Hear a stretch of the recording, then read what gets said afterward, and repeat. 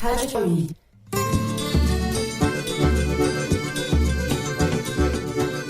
Opa, Teresiners e Teresinos, sejam muito bem-vindos ao Foro de Teresina, o podcast de política da revista Piauí. Todos aqueles que quiserem vacinar os seus filhos, o Ministério da Saúde vai garantir doses da vacina.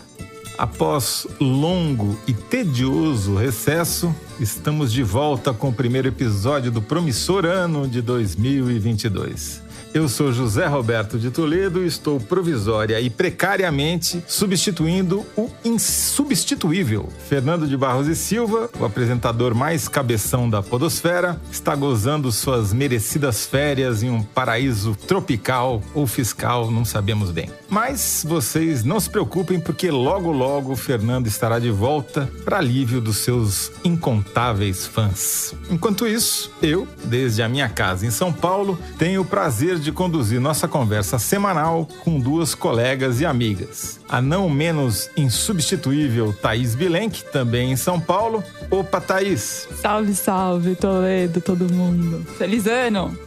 Gente, se eu fosse resumir 2021, eu diria o seguinte: esse foi o ano que eu fiquei indignado. E a infatigável Ana Clara Costa, desde a sua casa no Rio de Janeiro. Opa, Ana Clara. E aí, Toledo, e aí, Thaís? Oi, pessoal, feliz ano novo. Eu posso falar, todo domingo eu não almoço, eu engulo uma peixada, tinha uns camarõezinhos também, eu engoli, mastiguei o peixe e engoli o camarão, foi assim. Tá tudo bem aí, Ana? Sem febre e com fôlego? Por enquanto, sintomas leves. Tá certo. Eu perguntei isso pra Ana, caros teresiners, porque sim, também ela está com Covid. E mesmo convidada, a convidada topou conversar com a gente. Obrigado, Ana. Que isso. Bom, chega de lero-lero e vamos aos assuntos da semana. No primeiro bloco, discutimos a dupla negligência do governo Bolsonaro ao lidar com a pandemia. A negligência federal ao não cumprir a Constituição e garantir o direito à vida para crianças de 5 a 11 anos, fornecendo vacinas contra a Covid para elas, e a negligência de não comprar nem distribuir testes em massa para avaliar o tamanho da onda de infecções provocadas pela variante Ômicron do coronavírus. Sem contar a omissão ao não divulgar estatísticas fundamentais para a sociedade compreender a evolução da doença no Brasil.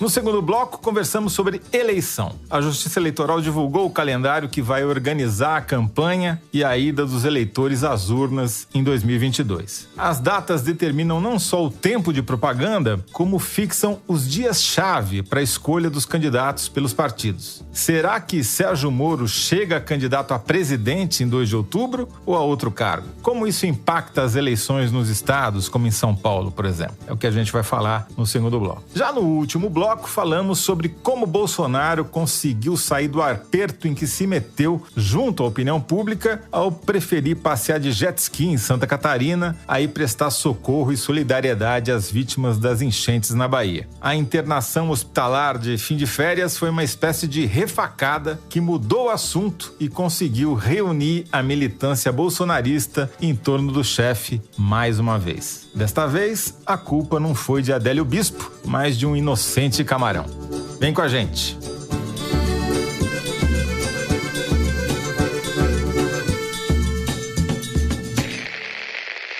Muito bem. No fim da tarde de quarta-feira, o ministro da Saúde, Marcelo Queiroga, enfim anunciou a compra de 20 milhões de doses de vacinas contra a Covid-19 para as crianças de 5 a 11 anos. O primeiro lote das vacinas está previsto para o dia 13 de janeiro e a vacinação começaria pelas crianças mais velhas. Vamos lembrar que a Anvisa, a agência que regula e fiscaliza a saúde pública no Brasil, já tinha autorizado a vacinação de crianças de 5 a 11 anos desde meados de dezembro. E desde então, o governo federal ficou enrolando e criando audiências públicas e desculpas para não vacinar as crianças. Até onde é possível saber, com o apagão de dados do governo, os casos de Covid parecem estar explodindo no país. Em São Paulo, a média diária de internações por casos confirmados ou suspeitos saltou de 290 para 561 em um mês. E na última semana, a procura por testes RT-PCR aumentou 30% nos laboratórios particulares de todo o país, segundo a Associação de Medicina Diagnóstica. A taxa de positividade desses exames saltou de 6% na semana do Natal para 15% na semana do Réveillon. E o Rio de Janeiro anunciou esta semana o cancelamento do carnaval na rua. Só vai ter desfile na Sapucaí. Thaís, vamos começar então falando sobre Queiroga, Bolsonaro e companhia, a vacinação das crianças e o apagão de dados. O que você nos conta? Toledo, a gente tem 2 elementos que podem ser relacionados. A demora em aceitar a vacinação de crianças e essa explosão de novos casos que a gente não tem clara dimensão de qual é, porque o sistema está fora do ar há um mês. Eu conversei com o analista de dados Isaac, o sobrenome dele é pouco difícil de pronunciar, Schwarzalp. Ele é coordenador da rede de análise Covid e fez a seguinte conta. O governo federal não só está sem os números, como tortura aqueles que têm. Então, insiste num total de vacinação de 80%, aproximadamente, da população brasileira, mas considerando o que eles chamam de público-alvo, que são os adultos, que eram quem estavam com autorização para serem vacinados até agora. Mas as crianças pegam Covid e transmitem Covid. Então, nas contas do Isaac, considerando a população total do país, com os dados otimistas, porque quando houve uma invasão hacker do sistema e ele parou de ser atualizado, o Brasil tinha 61% da população vacinada com as 2 doses. Supondo que a velocidade de vacinação continuou a mesma desde então, hoje seria cerca de 70% da população. Isso significa que 30% da população, ou seja, 63 milhões de pessoas, continuam sem a vacina. É muita gente. Isso tem a ver, inclusive, com esse novo surto, esse novo pico de casos que a gente está vendo empiricamente, que a gente não tem como saber exatamente a sua dimensão. O que a gente não tem? Que tipo de dados que foram afetados com essa invasão que o Ministério da Saúde não explica muito bem nem o que é, nem como vai resolver? Bom, primeiro é aquela base de dados mais geral de casos e óbitos diários. Depois, os dados de síndrome respiratória aguda grave, as CIRAGs, que incluem a Covid, também pararam de ser atualizadas. E também a taxa de cobertura vacinal. Essa base de dados geral, que está fora do ar, já era subnotificada porque já tinha pouco teste até agora. Mas pelo menos indicava, segundo o Isaac, tendências de alta, de curvas, enfim, ajudava a fazer algumas decisões políticas com base nas curvas. Os dados de síndrome respiratória aguda grave são os dados mais finos que o Brasil tem para fazer suas decisões de política pública. Então, eles são primeiro estratificados com faixa etária, gênero, região, informações demográficas, enfim. Então, eles permitiam políticas públicas mais precisas e de acordo com as populações afetadas. Esses dados de CIRAG já demoravam 30 dias de atraso para serem colocados no sistema. Então, o dado que era posto numa terça-feira, porque eles eram atualizados toda terça-feira, já eram referentes em média 30 dias antes, porque cada estado demora mais ou menos, então no país a média de atraso era de 30 dias. Então, a última atualização é 29 de novembro, os últimos dados que a gente tem é 29 de outubro, mais ou menos. E o que já era feito antes, muitos postos de saúde, postos de vacinação, faziam todas as anotações em papeizinhos e depois iam digitalizando. Alguns conseguiam digitalizar ao mesmo tempo. Isso depende muito da condição do lugar, do local. Agora, conversando no CONAS, que são os secretários estaduais de saúde, né, e, portanto, centralizam as informações de cada município, de cada estado, é praticamente dado por certo que todos esses dados são mais de 100 campos dos CIRAGs que os postos de vacinação têm que preencher com as informações. É impossível que tudo isso tenha sido anotado em papelzinho e que todos esses papeizinhos vão ter sido digitados para quando o sistema, se o sistema voltar dia 15, que é a única coisa que o Queiroga diz, que volta dia 15, mas não diz como nem porquê, é impossível que todos esses dados estejam aí. Então, a gente não só não sabe o que está acontecendo agora, como muito provavelmente a gente vai ter esse apagão permanente no futuro. Vai ser muito difícil entender o que houve para esses casos explodirem como estão agora. Que ótima notícia, Thaís, que você nos traz, né? Continuamos Bom dia, no escuro. Feliz 2022. Mudou o ano, mas foi só o ano, pelo jeito, né? Os problemas continuam os mesmos ou piores. Exatamente. Eu aqui não sou... Como é que é o sobrenome do nosso entrevistado aí, Thaís? Ai, você vai me fazer falar isso de novo. Claro, várias vezes. Bom, eu não sou ele, mas eu andei fazendo aqui as minhas pesquisas de dados e no Google Trends, que é sempre um bom termômetro, porque ele mostra quais são as preocupações das pessoas, né? Que vão lá e digitam no Google o que elas querem saber. A busca por Covid e teste Covid subiu 100% nos últimos 7 dias apenas. E imagino que sejam pessoas como a nossa querida Ana Clara Costa, né? Que também foi buscar informações sobre teste de Covid para ver se ela estava com Covid ou não. Ana Clara, conta um pouquinho, primeiro sobre o seu périplo pessoal e depois sobre o que você descobriu sobre os testes no Brasil.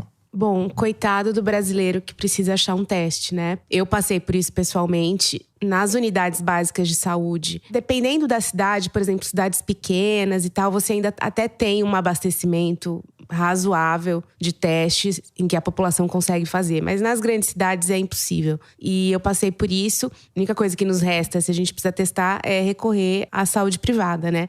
E nos laboratórios convencionais, um teste para você fazer imediatamente é particular. Então, você tem que pagar ali, no mínimo, R$350 para fazer o PCR, para ter um resultado imediato. Precisa ter pedido médico, né? Não pode chegar lá e pedir você o teste, né?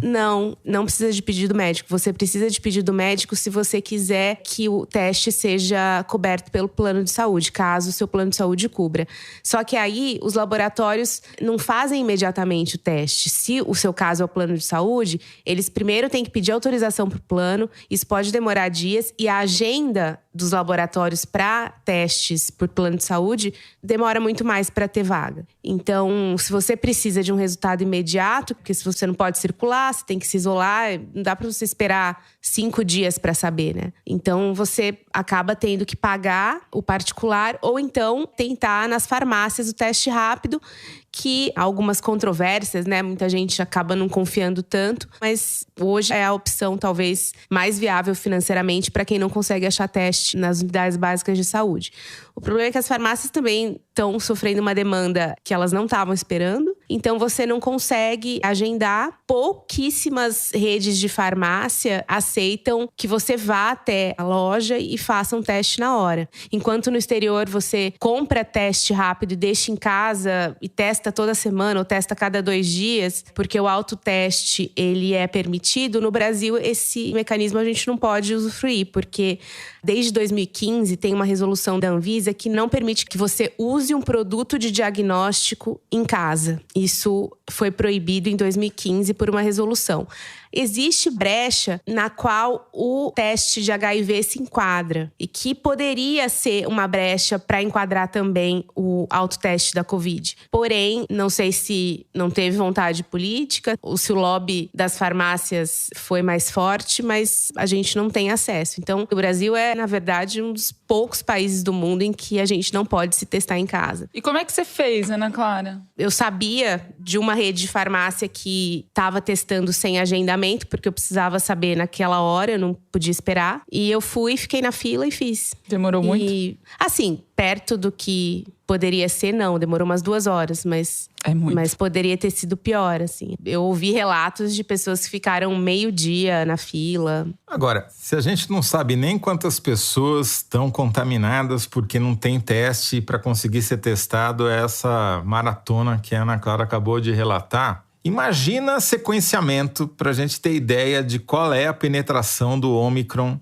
na população brasileira, nos novos casos. Aí é que não tem, né, chance nenhuma da gente chegar perto. Tem uma plataforma ligada à Universidade de Oxford, no Reino Unido, que tem compilado alguns dados da variante Ômicron. E olhando essa plataforma, a gente vê que no dia 27 de dezembro, que foi a última atualização de dados em relação ao Brasil, 58% dos casos testados eram da variante Ômicron. E no início de dezembro, em 13 de dezembro, ainda segundo essa mesma plataforma, eram só 2,8% dos casos. Então, assim, ela não captura ainda essa expansão que aconteceu no Ano Novo. E também não dá para dizer que ela seja fidedigna a todos os casos no Brasil, né? A fonte de dados dessa plataforma é uma associação chamada GSAID. Então, assim, são dados ainda preliminares, né? Mas daí já dá pra gente ver mais ou menos o tamanho do estrago. Então, os dados da rede de vigilância genômica da Fiocruz, da Fundação Oswaldo Cruz, mostram que a Ômicron foi encontrada em 18% das amostras sequenciadas no Brasil no mês passado, em dezembro. Só que só foram 1.119 amostras analisadas.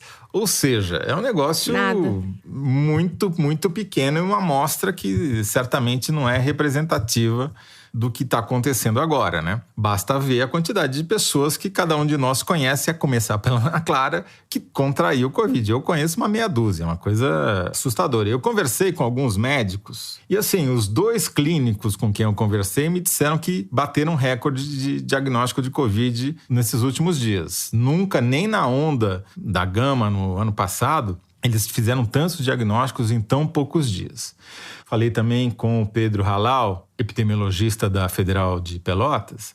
O Halal, por exemplo, se diz cuidadosamente otimista pelos sinais de que essa variante não é tão grave quanto a Gama, a Delta, o coronavírus original. Tanto é que a Ana Clara está aqui gravando conosco. Mas um dos clínicos me disse o seguinte: até agora não internei ninguém precisou de intubação, nada disso. E os dímeros dessas pessoas estão baixos, o que indica um risco de trombose baixo. Porém, eu estou preocupado com o que vai acontecer quando essas pessoas que tiveram um diagnóstico positivo, que estão todas na faixa entre 20, 30, no máximo 40 anos, voltarem para casa e eventualmente contaminarem seus pais e avós. Porque é isso que acontece, né? Tudo bem que essas populações já tomaram 3 doses da vacina, mas aparentemente isso não é determinante para evitar a doença. Então, tem uma questão aí que a gente ainda não sabe responder.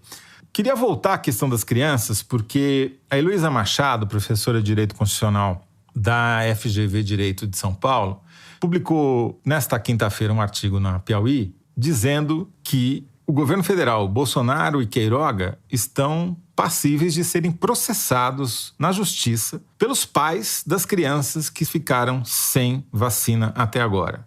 E ela lembra, não é nem o Estatuto da Criança e do Adolescente, ela lembra o que diz a Constituição, que diz o seguinte: é dever da família, da sociedade e do Estado assegurar à criança, ao adolescente e ao jovem, com absoluta prioridade, o direito à vida, à saúde, alimentação, educação, tarará, tarará, tarará. Ou seja, não só as crianças têm o direito à vacina, porque é garantir a vida, como elas têm prioridade nesse acesso, né? Deveriam ter pela Constituição. Então, eu não entendo. A pergunta que eu faço para vocês duas, a começar pela Thaís, depois para a Ana Clara, é: por que raios os bolsonaristas insistem em falar mal da vacina e atrapalhar o calendário de vacinação, se eles sabem que eles vão perder essa discussão, porque todos os levantamentos que a gente tem, seja de pesquisa, seja de redes sociais, mostram que a maioria absoluta dos brasileiros é a favor da vacina. Vocês têm alguma ideia, alguma hipótese para explicar isso? Eles vão perder, mas entre eles próprios, entre os seus, eles ganham. Eles mantêm o discurso, né, Toledo? Eles mantêm a torcida.